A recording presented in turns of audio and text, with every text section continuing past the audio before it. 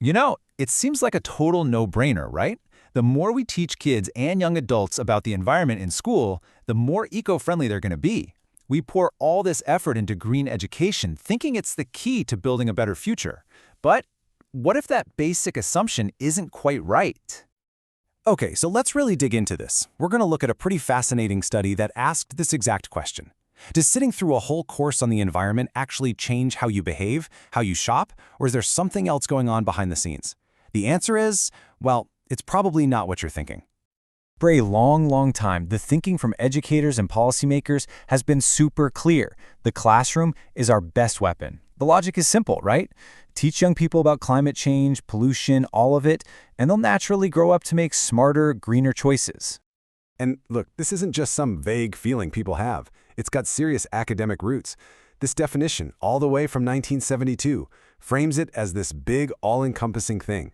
It's not just about learning facts, it's about building a real understanding and appreciation that should, theoretically, lead to better behavior. It makes perfect sense. But what makes sense in theory doesn't always hold up in the real world. So a team of researchers decided to stop assuming and start measuring. They set up this really clever study at a university to see what the actual impact of that education was. So here's the setup. They got 224 fourth-year university students, and they split them into two perfect groups for a comparison. Group 1 had 94 students who had to take an environmental course as part of their degree, and Group 2, 130 students who had no class like that at all. The stage was set for a head-to-head showdown. Now, to make sure this was legit and not just a simple questionnaire, the researchers used a really rigorous scientific model. It's called VaporCom, and it's specifically built to figure out if a person's green attitudes actually translate into green actions. So what is VaporCom? Think of it like a four-step process. First, you build a profile of the person. Then, you measure what they believe versus what they actually buy. Next, you look for the gap between what they say they care about and what they actually do. And finally, you can pinpoint where the real opportunities for change are. It's a way to get past the fluff. And one of the key tools they used was this idea of a life cycle analysis, or LCA. This is super important.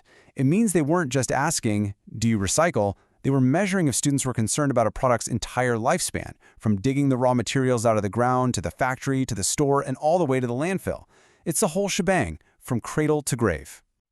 All right, so the experiment is all set up. Two groups of students, one with the class, one without, and a serious scientific model to measure them. The expectation was obvious. The group that took the environmental course would score way higher on being green. But that's not what happened. Not at all.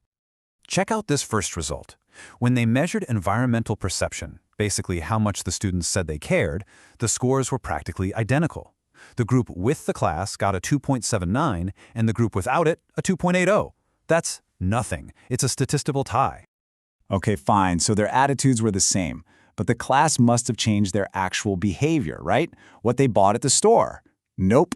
Looking at their real-world consumption habits, it was the same story. A 1.7 for the group with the class, a 1.8 for the other one. That class made zero difference in their shopping habits. And the final nail in the coffin. What about that deep cradle-to-grave life cycle concern? The thing that really shows you get it? You guessed it. The pattern held. 2.7 for the students with the course, 2.8 for those without. On every single metric they checked, the answer was loud and clear. That environmental class didn't seem to move the needle one bit. So, the researchers' conclusion was totally direct, and honestly, it blows up a huge myth. Their data found no connection between getting a formal environmental education and how a person actually perceives or acts towards the environment. The whole cause and effect idea we've built so much on just wasn't there. This, of course, leads to a giant question. If taking a class wasn't the thing that shaped their views, what was? I mean, why did these two groups, who went down different educational paths, end up in the exact same spot mentally? Well, the answer jumped right out when the researchers asked one more simple question. Hey, where do you get your environmental info from? And for both groups, the answer was a landslide. A whopping 80% said it wasn't from school, it was from the media. TV, the internet, newspapers. Just look at how tiny that little school slice is compared to the media. And that was the whole key.